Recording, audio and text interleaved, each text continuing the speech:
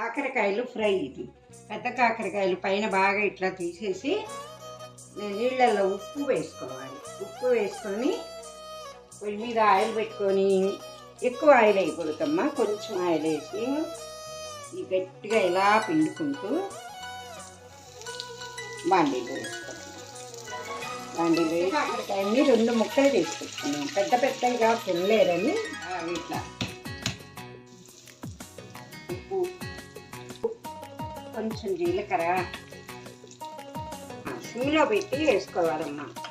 ఇది వెల్లుల్లిపాయ, అది ధనియాలు అన్నీ వేసిన కారం అన్నమాట, మసాలా కారం. బాగా ఫ్రై కావటానికమ్మా శనగపప్పు పొడి టేస్ట్ ప్లస్ రెండిటికి కలిపి కాసేపటికి డ్రై అయిపోయి కాకరకాయ ఇట్లా వేసుకొని పెట్టుకుంటే 3-4 రోజులైనా పాడైపోదమ్మా.